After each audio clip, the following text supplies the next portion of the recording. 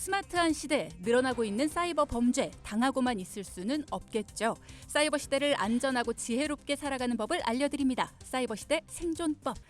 자, 오늘 오랜만에 반가운 분을 모셨습니다. 사이버 시대 생존법 코너의 첫 문을 열어주셨던 분인데요. 경기 남부경찰청 사이버수사기획 이영필 계장님 나오셨습니다. 안녕하세요. 네, 안녕하세요. 주혜경 엔스님. 네. 저희 경기 남부경찰청 사이버수사기획기장 이영필 경장입니다. 지난 3월 30일 사이버시대 생존법 코너 개설 후에 이 프로그램을 너무너무 잘 이끌어 계시고 그리고 또 상당히 전문 분야여서 걱정했는데 네. 너무너무 쉽게 재미있게 진행하시는 모습을 보면서 역시 전문 MC라는 생각을 하게 되었습니다. 아유, 무슨 그런 말씀을. 일단 저희가 오랜만에 뵈니까 환영의 박수 먼저 보내드릴까요? 어서 오십시오. 감사합니다. 환영합니다. 근데 워낙에 와주시는 수사대 분들이 설명도 쉽게 재밌게 잘 해주셔서 제가 따로 뭐 공부를 하거나 이해를 할 만한 게 없었습니다. 너무 쉽게 잘 해주셔서 감사하다는 말씀을 이 기회를 통해 책임자시니까 네. 대표로 전달드리겠습니다. 감사드립니다. 네. 네, 우리 청취자분들도 이 사이버 수사대 분들 오실 때마다 사이버 범죄의 심각성에 대해서 더 잘 알게 됐다. 그리고 또 뭐 예방법이나 아니면 뭐 대처법에 대해서 이 기회를 통해 잘 알게 됐다고 인사를 많이 해주고 계시거든요. 그런 얘기를 전에 들으실 땐 어떠세요? 네, 사실 저는 그 반응을 잘 몰랐었어요. 근데 이제 그렇게 청취자분들께서 좋은 반응을 보여줬다고 하니까 이 자리를 통해 너무너무 감사드리고요. 네. 그리고 또 그렇게 저희들의 관심과 격려가 또 이어지면 또 저희들 더욱더 보람이 있기 때문에 그럼요. 더욱더 열심히 할 수 있을 것 같습니다. 감사합니다. 네. 그런 의미에서 오늘 또 선물 가져오셨다고 들었습니다. 우리 청취자분들도 나눠드릴 수 있는 선물을. 네, 저희 경기 남부경찰청 사이버 수사과에서 사이버 범죄 예방 용품으로 무선 마우스를 만든 게 있는데요. 제작한 것은 오늘 가깝습니다. 네, 그래서 예뻐요. 핑크핑크하죠. 네, 총 3분께 오늘 적극적으로 참여해 주시는 분들께 총 3분께 선물을 드리도록 하겠습니다. 계장님 협찬입니다. 네. 남부경찰청 협찬입니다. 이렇게 해야 되나요? 네, 맞습니다. 그렇군요. 네. 일단은 오늘 다양한 이야기를 나눠볼 텐데 지금까지도 저희가 사이버 범죄의 현실, 뭐 대처법, 예방법 많이 다뤄봤습니다. 오늘은 어떤 이야기를 나눠볼까요? 네, 요즘 그 악성 코드가 담긴 이메일들이 많이 유포되고 있는데요. 이런 악성 코드가 담긴 이메일을 잘못 열어보았다가 개인 정보가 탈취되거나 랜섬에 감염되어서 자료가 암호화되고 또 삭제되는 경우가 또 발생하고 있습니다. 그 외에도 이것이 그 사이버 사기까지 이어지는 경우가 종종 발생하고 있어 청취자 여러분들의 각별한 주의가 필요한 상황입니다. 사실 요즘은 자료를 주고 받을 때 이메일보다는 깨톡 같은 SNS를 많이 이용을 하잖아요. 업무나 일과 관련된 건 역시 이메일을 많이 사용하긴 하지만 그러면 이메일 말고 개인 SNS에서 문서를 주고받을 때도 이렇게 개인정보 탈취라든가 뭐 랜섬웨어처럼 휴대폰 잠기거나 사기 피해 입거나 이럴 수도 있나요? 물론 가능성은 있습니다. 하지만 일반적으로 안드로이드라든지 아니면은 그 저희 사과폰 같은 경우에 스마트폰 중에서 스마트폰 중에서 이제 그 아이폰 같은 경우 이런 체제에선 비교적 악성 코드가 잘 작동되지 않는 부분이 있습니다. 하지만 최근에는 그런 악성 코드가 이제 이런 앱에서도 작동되는 경우가 있기 때문에 좀 주의가 필요합니다. 그렇군요. 자, 5월이 종합소득세 신고의 달이라서 그런가 봅니다. 요즘에는 종합소득세 안내 메일이 오면 각별히 조심해라 뭐 이런 얘기 있던데 사실 소득세 신고하셔야 되는 분들은 그런 메일 오면 당연히 열어보게 되잖아요. 네, 맞습니다. 사이버 범죄꾼들은 사회적 이슈가 있을 때마다 그와 관련된 명목으로 악성 코드가 담긴 메일을 보내고 있습니다. 그 MC님께서 말씀하신 바와 같이 5월에는 종합소득세 신고 기간인 점을 악용해서 세무조사 통지서라는 제목으로 해킹 메일을 발송할 가능성이 대단히 높습니다.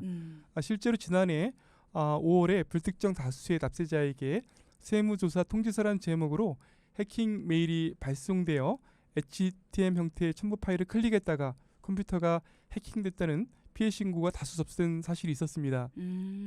HTML 형태면 우리가 왜 카드 명세서처럼 메일 첨부 파일 열었을 때 암호화 되어 있어가지고 비밀번호를 입력해야지 문서 열리는 뭐 그런 네네, 거죠. 그런 파일입니다. 네, 아, 맞습니다. 그렇군요. 네.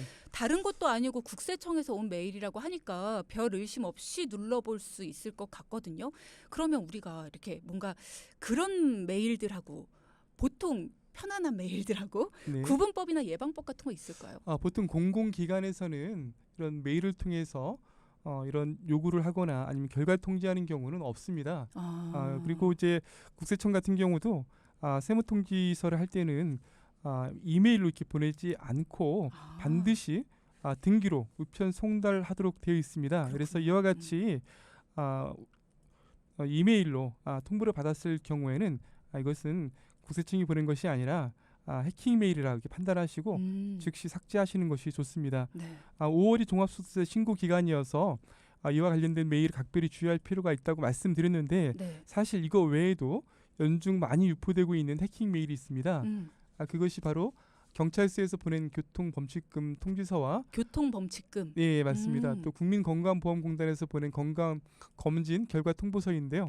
해당 기관들은 메일로 범칙금 통지서나 건강검진 결과를 통보하는 경우는 없습니다.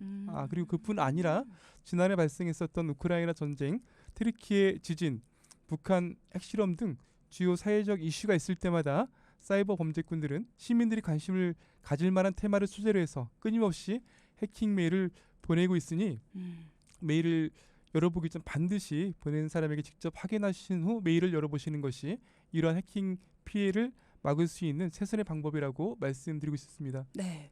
자, 계장님께서 두 가지를 말씀을 해주셨습니다. 국민건강보험공단 건강검진 결과 통보서도 마찬가지, 교통범칙금 통지서도 마찬가지, 국세청의 세무조사 통지서도 마찬가지. 이렇게 이메일로 보내지 않는다. 네, 맞습니다. 그러니까 이메일로 이런 게 왔을 때는 이거 해킹 메일이구나, 열어보지 마십시오라는 얘기 해주셨고요. 그리고 또 관심 있어 할 만한 테마로 뭔가가 왔을 때에는 메일 열어보기 전에 보낸 사람한테 직접 네가 메일 보낸 거 맞아? 당신이 보낸 거 맞습니까? 라고 확인한 후에 메일을 열어보는 게 안전하다라는 네, 맞습니다. 이야기 해주셨습니다. 자, 오늘 사이버 범죄 중에서도 이메일을 통해 이뤄지는 범죄에 대해 알아보고 있는데요. 드라마 속 한 장면에도 비슷한 장면이 나온 적이 있습니다. 이메일을 통해 발생한 사이버 범죄에 먼저 관련 장면 들어보고 이야기 나눠보죠. 해커가 우리 DB 담당자랑 그 남동생이 주고받은 이메일을 해킹해서 두 사람이 평소에 나눴던 대화 내용을 다 파악하고 있었어요. 남동생 말투까지 똑같이 흉내를 내가지고 이메일을 보냈더라고요. 악성 코드를 심어놓은 첨부 파일 확장자가 설치 파일인 EXE였으면 우리 DB 담당자도 좀 더 경계를 했을 텐데 이게 DOC니까 별 의심을 안 했던 거죠. 저도 워드 파일로 악성 코드를 유포할 수 있는지 몰랐습니다. 네, 가능합니다. 이 특정 대상을 공격하기. 자, 이 내용 들으시면서 이 드라마 하시는 분들도 있을 것 같아요. 이상한 변호사 우영우라는 드라마 속 15회에 나왔던 에피소드입니다. 뭐 기억하시는 분들도 많겠지만 계장님께서 어떤 사건이었는지 조금 자세히 설명해 주세요. 네, 이상한 변호사 우영우에서 스피어피싱을 이용한 해킹 수법이 등장했습니다. 그 사건 개요를 간단히 설명드리면 해커가 기업 서버 관리자와 그의 동생이 주고받은 메일을 가로채서 마치 동생이 형에게 학교 과제 도움을 요청하는 것처럼 악성 코드가 담긴 해킹 메일을 보내고 이를 열어본 기업 서버 관리자의 컴퓨터가 해킹이 되어 기업의 고객 정보가 모두 유출되어 결국 기업 대표가 사퇴하는 상황까지 발생한 경우입니다.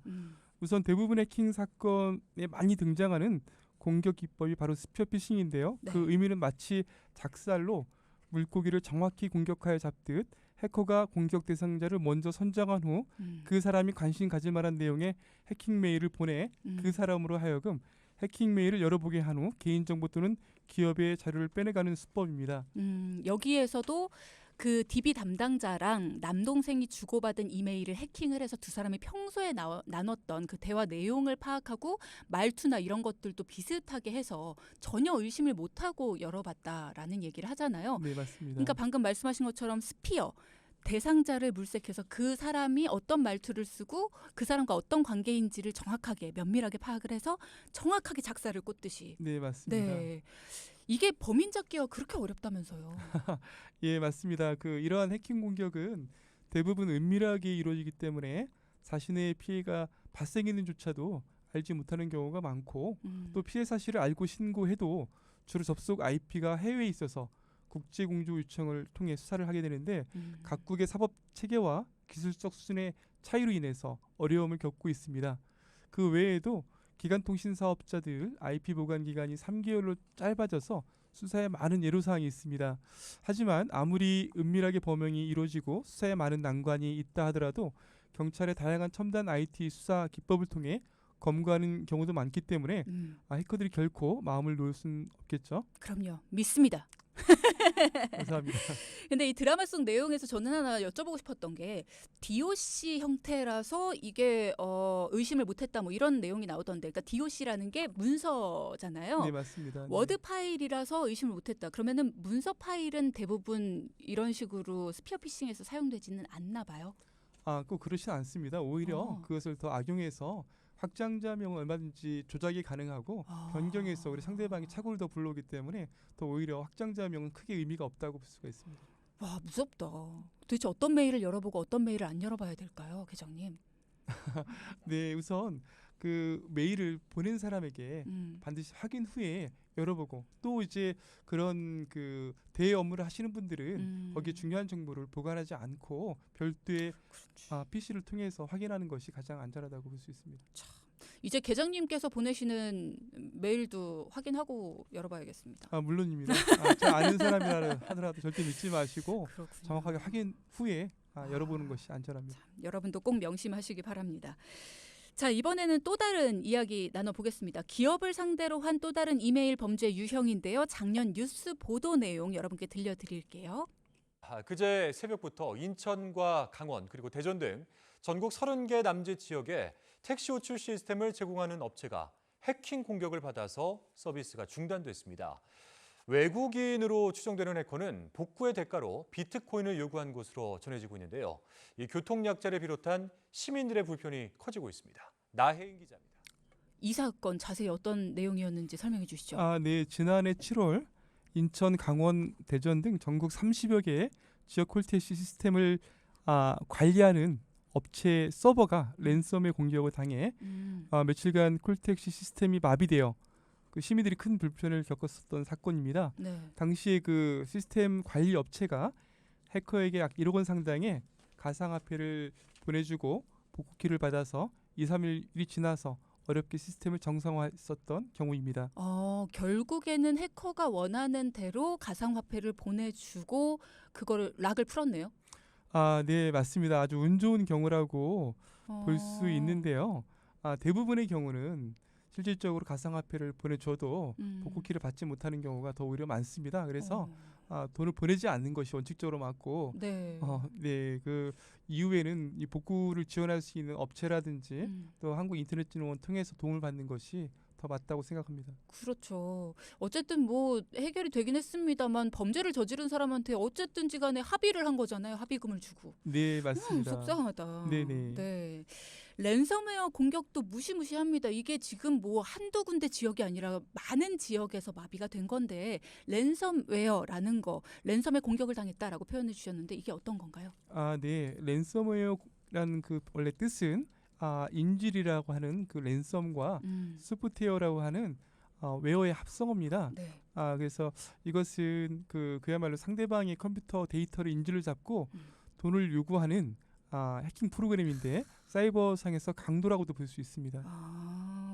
랜섬웨어 공격을 하는 이메일, 이것도 이메일을 딱 열어보는 순간에 제 컴퓨터가 잠기는 거잖아요. 맞습니다. 네, 그러니까 내 말 안 듣고 그 해커의 말을 듣게 되는. 네, 맞습니다. 그러면 랜섬웨어 공격을 하는 이메일 구분하는 방법은 또 뭔가요? 사실상 특별한 구분법은 없습니다. 스피어 피싱과 다를 바 없고 많은 사람들이 관심을 가질 만한 내용으로 메일을 보내기 때문에 이 메일을 사람들이 많이 열어보게 되는데, 네. 뭐 최근에 북한 핵실험 관련된 전망이라든지 트리키의 지진 피해 영상이라든지 매우 자극적이고 호기심을 가질 만한 그런 내용의 메일을 보내기 때문에 많은 사람들이 이것을 열어보고 피해를 보게 되고, 그 외에도 이제 업무 관련자에게 해당 업무와 관련된 메일인 것처럼 보내 이것을 열어보고 피해를 보는 경우가 많습니다. 사실 뭔가 인질로 잡을 만한 거리가 있어야지 이런 랜섬웨어 공격을 당할 것 같다는 생각이 들어서요. 네. 그래서 보통 랜섬웨어 공격은 회사나 기업이 당하지 않을까라는 생각이 들거든요, 회장님. 네, 그리고 맞습니다. 또 소규모보다는 좀 네네. 규모가 크고 네. IT 관련 업종에 좀 접근을 하지 않을까 뭐 이런 생각이 드는데 맞나요? 물론 지금 말씀하신 것이 맞습니다. 아. 그렇지만 이제 개인들도 결코 자유롭지 못하고 개인들도 중요한 자료를 갖고 있는 경우에는 이런 랜섬웨어 피해를 당했을 경우에 해커에게 접속해서 복구키를 받기 위해서 암호화폐를 보내주는 경우도 있는데 그 누구도 이런 피해의 대상이 될 수 있습니다. 그렇군요.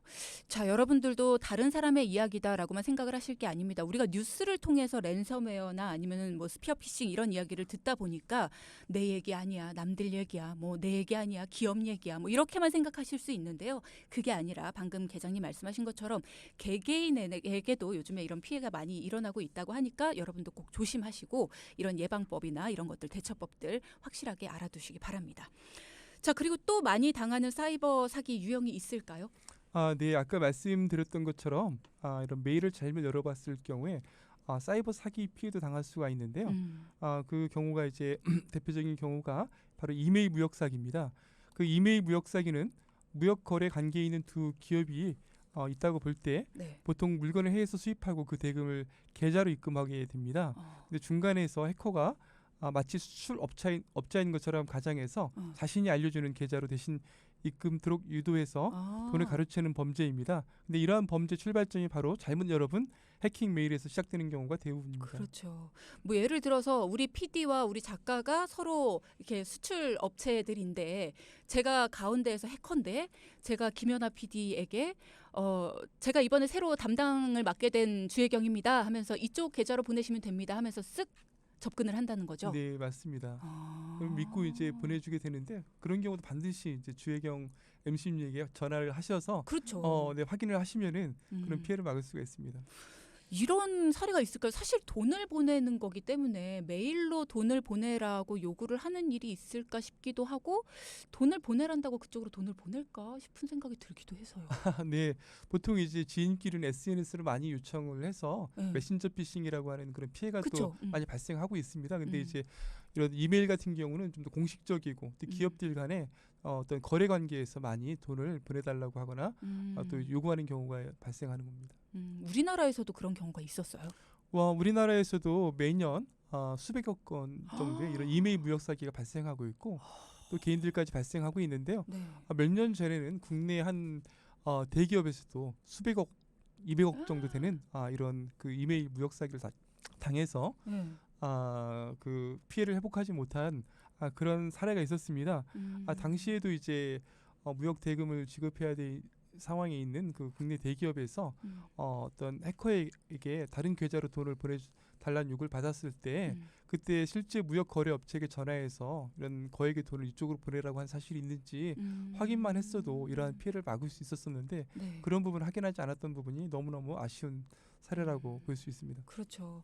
그런 것도 이 비슷한 사례가 아닐까 싶어요. 왜 브로커들 있잖아요. 어디 뭐 학회에 참가하게 해주겠다 하면서 브로커분들이 이렇게 돈을 요구하고 하는 거. 그게 실제로 정말 그 학회에 참여를 할 수 있는 걸까는 모르겠지만 어쨌든 학회 참가가 절실한 분들한테 네. 네, 맞습니다. 지금 말씀하신 것처럼 어떤 그 자기 학위라든지 자격 관련돼서 중요한 경력이 될 수 있는 그런 학회 참석 경우가 있습니다. 근데 이런 경우에 이 학회에 참석을 자기가 학회의 그 관계자인 것처럼 빙자해서 자기에게 돈을 얼마 보내면 학회 참석토록 하고 또 모든 그 비용 부분을 자기가 처리해주겠다 이런 식으로 속여서 돈을 받아 가르친 사례가 실제 저희 경기 남부 지역에도 발생했습니다. 그래서 현재 저희 경찰에 수사 중에 있습니다. 나쁜 사람들 맞습니다. 나쁘죠, 아주. 꼭 잡아주세요. 노력하겠습니다. 정말 이런 얘기 들으면 다른 사람들 돈을 이렇게 쉽게 가져가려고 하는 사람들 얘기를 들으면 정말 화가 나는 것 같습니다. 사이버 시대의 편안함은 있지만 범죄에 악용되는 것 또한 문제인 것 같습니다. 저희도 요식업을 하는데 진짜 온갖 문자를 받아보지만 클릭하진 않고 있어요. 좋은 말씀 잘 듣겠습니다라고 조기영님께서 문자 주셨고요. 그리고 이대훈님이 오늘 내용하고는 살짝 다른 것 같긴 하지만 질문 주셨거든요. 혹시 깨톡이나 인별그램 뭐 이런 곳에서 DM으로 업무나 사적으로 욕을 하거나 장난이라는 이유로 성희롱을 하거나 이런 것들도 모욕죄로 고소가 가능할까요? 라는 질문 주셨습니다. 아, 네. 그런 지금 말씀하신 것처럼 이제 전파 가능성이 가장 그 모욕죄의 핵심입니다. 그래서 이런 SNS로 전파하는 경우에 또 다른 사람에게 그것이 보여줄 수가 있고 그렇죠. 또 공유할 수가 있기 때문에 모욕죄로 처벌될 가능성이 상당히 높습니다. 네. 굉장히 기분이 많이 안 좋으셨을 것 같습니다. 뭐 네. 도움이 필요하시다면 또 물어보실 게 있으시다면 네, 문자 추가로 좀 더 주시고요. 말씀드리면 거기에 음란물이라든지 음. 아니면 음란한 그런 말을 하게 되면 음. 통신 매체 이용 음란물 유포죄라는 것이 아. 성폭력 등 처벌에 관한 그 법에 규정이 되어 있습니다. 네네. 그래서 거기에서 3년 이하 징역으로 강하게 처벌하고 있기 때문에 음. 그런 부분도 적극 검토해 볼 수 있습니다. 네.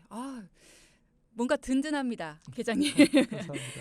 네, 그리고 저희 사이버 범죄 수사팀과 함께하는 이 시간을 통해서 코난 시즌 코난이라는 앱을 까셨다고 네네. 최숙자님께서 말씀 주시면서 아이들도 안보 앱을 따로 깔아야 하나요? 안심은 좀 되지만 늘 긴장하고 있습니다라고 말씀 주셨거든요. 네. 아이들에게 필요한 시티즌 코난 뭐 이런 앱이 있는지 물어보셨어요. 별도의 어린이용은 없습니다. 음. 그 시티즌 코난 자체가 사용하기가 쉽기 때문에 그 아이들한테 좀 더 부모님이 어떻게 설치하고 사용하라는 거 알려주시면 좋을 것 같습니다. 네. 오늘 질문이 많으시네요. 이지수님도요. 해킹에 성공하면 얻는 이익이 얼마나 될까요? 해킹하는 사람들은 머리도 좋다는데 이익이 얼마나 되길래 그 좋은 머리를 그런 곳에 쓰는 건지. 네. 이익이 지금 얼마나 이제 모든 경우가 다르겠죠. 음. 어떻게 그 사람의 재산적인 능력과 또 기업인 경우, 개인인 경우 다를 수가 있고 그렇죠. 또 이제 그 해킹 범죄자들은 우선 자료를 수집합니다. 분석을 해서 누가 정말 대상이 될지, 누가 정말 돈이 될지 분석한 후에 그 사람을 타겟으로 또 2차, 3차의 공격이 이제 맞아요. 시작이 됩니다. 네. 자, 앞서 이야기해주신 스피어 피싱 그리고 또 랜섬웨어 많은 얘기 해주셨는데 사이버 이제 사기 이야기도 해주셨고요. 기술이 발달할수록 사이버 범죄도 기상천외한 방법으로 진화를 하고 있는 것 같습니다. 예방법이 있을까요? 네, 맞습니다. 사실상 이 기술 진화에 따라서 새로운 해킹 기법은 계속 등장하고 있습니다. 근데 이것을 다 우리가 숙지해서 막는다는 것은 사실상 불가능하고 그렇죠. 철저하게 예방 수칙을 지켜서 피해를 막는 것이 가장 중요한 피해 예방법이라고 생각을 합니다. 네. 그래서 처음에 말씀드렸던 것처럼 메일을 받았을 때 그냥 아무런 생각 없이 그냥 열어보지 마시고 반드시 보낸 사람에게 연락해서 보낸 사실을 확인하신 후에 그리고 설사 잘 아는 사람이라 하더라도 꼭 연락하셔서 메일을 보냈는지 확인 후에 메일을 열어보셔야 합니다. 네, 광고성 메일은 열어보지 않으시는 게 가장 맞습니다. 좋을 것 같습니다. 네, 네. 맞습니다. 자, 공공기관이나 학교, 거래처 등에서 온 메일 일일이 다 확인하기가 어려운 경우도 있을 것 같거든요. 첨부 파일 확장자나 뭔가 좀 의심스러운 점을 발견할 수 있는 방법 같은 것도 있을까요? 네, 사실상 그 첨부 파일 종류에 따라서 의심해 볼 수 있는 여지는 있습니다. 하지만 확장자는 얼마든지 그 변조가 가능하기 때문에 큰 의미가 없다고 생각을 하고요. 오히려 이런 상대방이 안심시켜서 열 수 있도록 유도하기 때문에 절대 믿으시면 안 됩니다. 그런 그렇군요. 확장자는 큰 의미가 없다고 생각하시면 됩니다. 그럼 만약에 이미 당했어요. 그래서 회사 컴퓨터가 먹통이 됐거나 빨리 가상화폐 보내지 않으면 풀어주지 않겠습니다. 뭐 이렇게 협박을 당하고 있는 중이라거나 그런 네. 경우에 어떻게 하는 게 좋습니까? 우선 제가 아까 좀 중간에 말씀드리고 싶었는데 못 드렸었던 부분이 있습니다. 이런 랜섬웨어라든지 해킹 피해를 당했을 경우에 대비해서 우리가 항상 데이터를 뭐 기업이나 개인이나 다 이렇게 백업을 받아 놔야 됩니다. 그래서 백업이 되어 있다면 네. 사실상 뭐 이렇게 랜섬웨어에 감염이 되거나 데이터가 삭제되더라도 또다시 다른 데이터를 복원해서 쓰면 되기 때문에 그렇죠. 큰 의미가 없습니다. 그럴 수 있죠. 예. 그렇게 너 하고 싶은 대로 해 이렇게 할 수 있는데 사실 이렇게 안 되어 있는 경우 정말 예탁이 되고 정말 또 가상화폐까지 보내주는 상황이 되는데 그래서 모든 경우 중요한 자료를 항상 별도의 서버라든지 컴퓨터에다가 백업을 받아 두었다가 이런 피해 발생했을 때 또 이렇게 활용하시면 되고 네. 그래서 그렇지 않았을 경우에는 그때는 이제 한국인터넷진흥원이라든지 데이터 복구 업체에 문의하시면 도움을 받을 수 있고요. 네. 또한 그것을 그냥 거기서 포기하지 마시고 경찰에 적극적으로 피해 신고를 하셔서 경찰에서 범인을 검거해서 추가적인 피해가 발생하지 않도록 적극적인 협조를 부탁드립니다. 네, 오늘도 신뢰감 가득 안겨주셨습니다. 경기 남부경찰청 사이버 수사기획 이영필 계장과 함께했습니다. 감사합니다. 20초밖에 안 남아서 감사합니다. 저희 선물 보내드릴 명단은 따로 문자로 보내드렸습니다. 오늘 시간이 너무 안타깝게 됐습니다. 저희 내일 또 찾아뵙겠고요. 이영필 계장님 다음번에 또 모시고 좋은 말씀 전해 듣도록 하겠습니다. 여러분 내일도 놀러 오세요.